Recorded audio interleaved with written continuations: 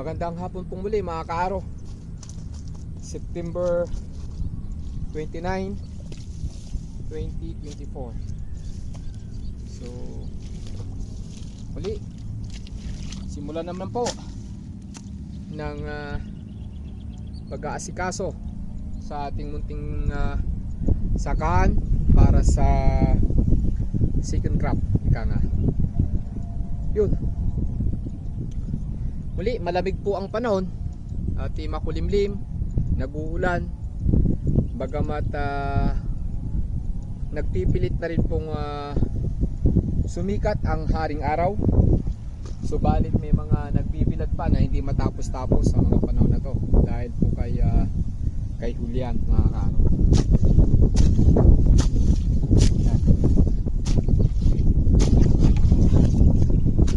Mga kaaro,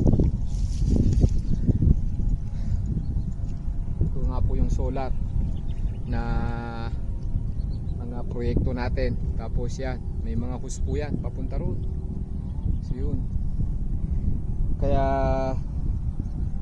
ito, nagpipilit lang po tayo sa mga bagay-bagay na talagang kailangan po natin sa buhay. Ito ang mga bagay na kailangan natin gawin sa araw-araw na ating pamumuhay, mga kaaro. Subalit yan, hindi po tayo nabubuhay na tayo lamang.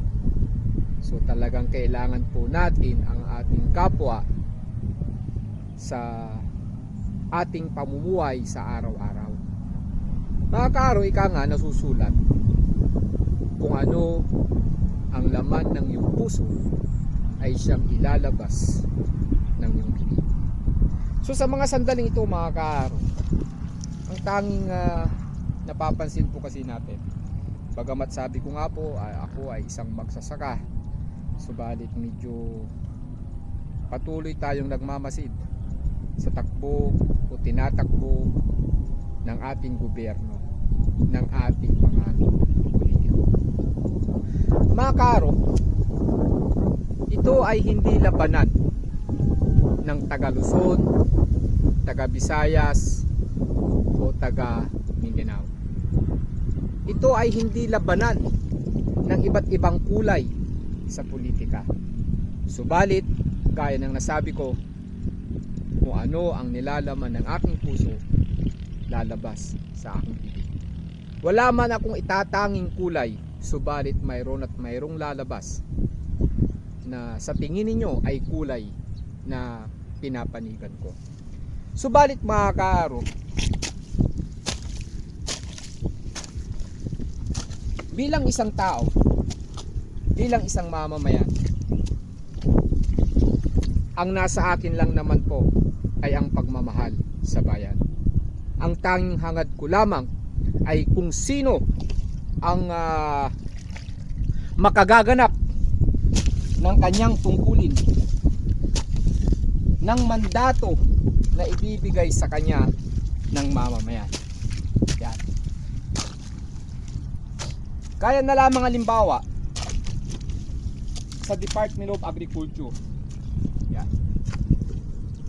Kung sino ang makagaganap upang ang ating Department of Agriculture o ang ating agriculture, yan, kasi ang buong Pilipinas ay pangunahing hanap buhay ng maraming mamamayan, sa kanayunan ay ang pagsasaka. Kaya kung sino ang may matatag na panindigan upang magampanan ang kanyang mandato sa gobyerno, doon po lamang ako. Yan. Sa gobyerno, alam natin na kahit gumawa ka dyan ng bagay na sabihin natin tama, mayroon pa rin magsasabi sa iyo na mali. Yan.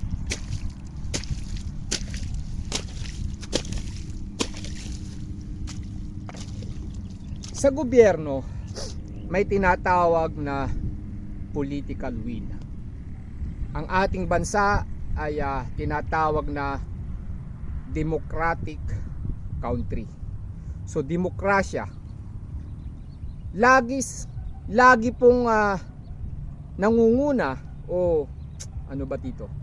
Laging pinapriority ika nga ng demokrasya ay ang majority. Yan. So ay ang majority.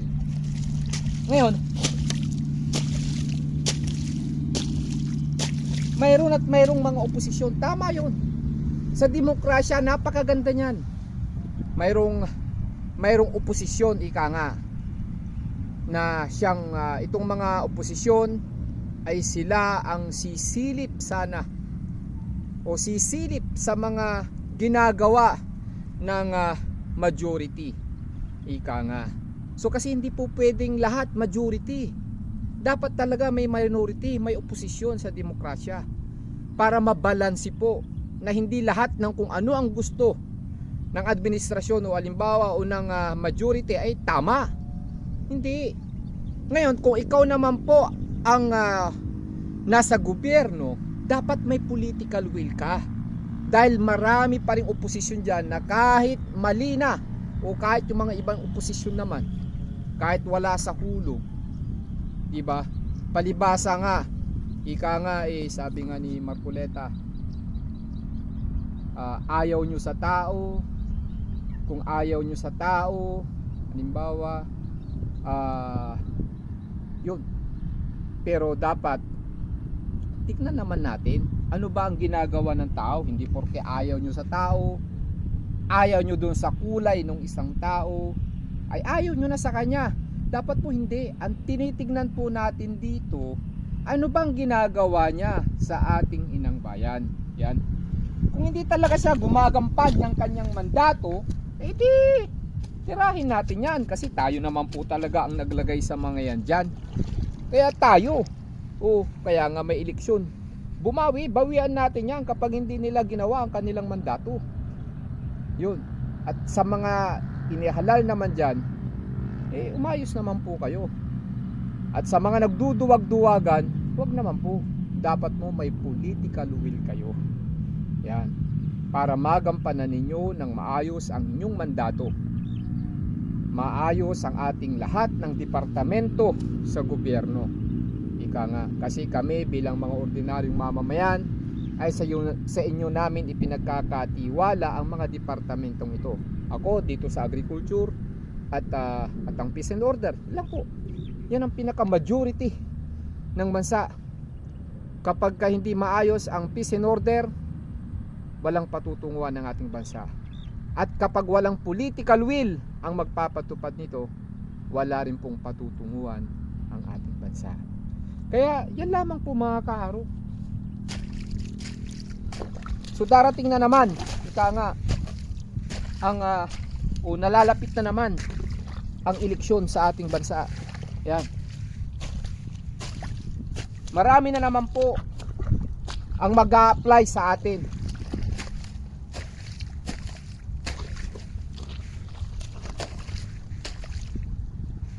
Ngayon may nagtanong sa akin minsan, paano ba natin malalaman ang isang nararapat na leader?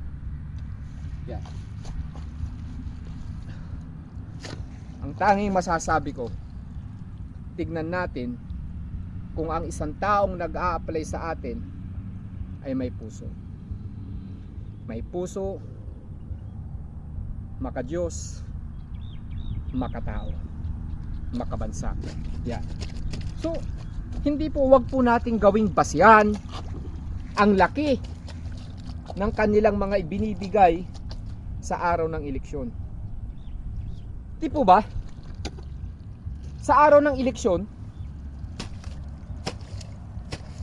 doon lang naman sila magaling magbigay. Di po ba?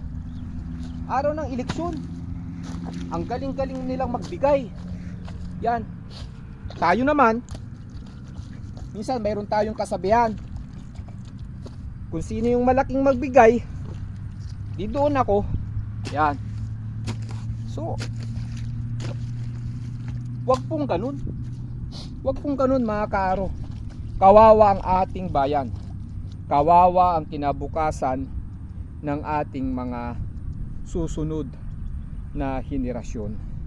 Tinuturuan natin sila ng mga bagay na walang kabuluhan. Di po ba? Inaalisan natin sila ng hindi natin yung pagmamahal sa bayan. Yan. Tinatanggal na natin sa kanila yun. Inaalis na natin sa kanila ang bagay na yun. Turuan natin mga kaaro. Yan. Na ang ating mga kabataan ay pangalagaan nila ang ating bayan. Tayo naman na mga nauuna sa kanila ay ipakita natin ang pagmamahal natin sa ating bayan.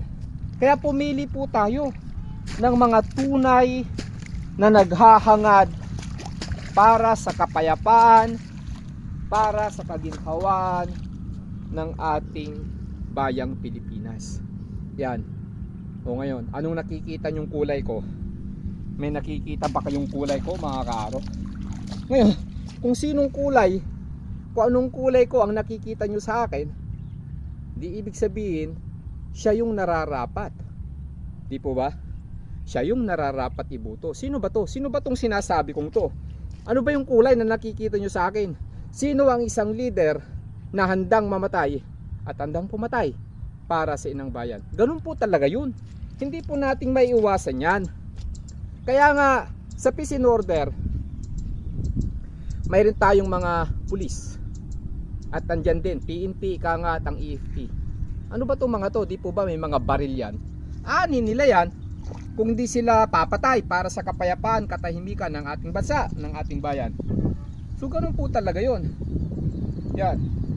Kung ang iuutos mo sa mga ito ay wag silang papatay, tanggalin mo na lang yung kanilang mga sandata. Tanggalin mo na lang kanilang mga baril. Yan. Palitan mo na lang ng mga batuta. Kung ayaw mo din naman mga pumatay ang mga yan. Ngayon kapag pumatay ang mga yan, sasabihin nyo extrajudicial killing, EJK. Yan.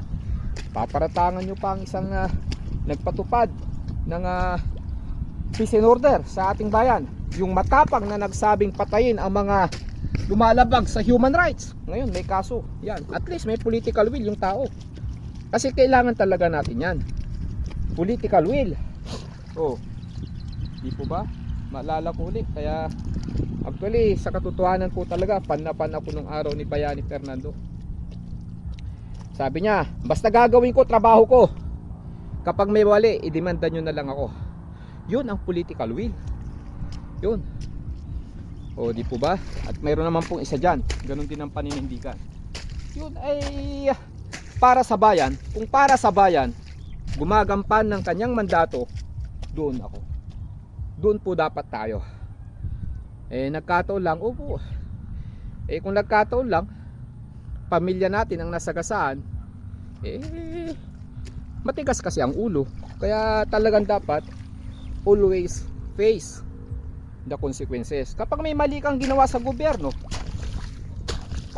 may paglabag ka sa batas, at mayroong isang leader na handang magpatupad ng batas, o di sorry ka na lang.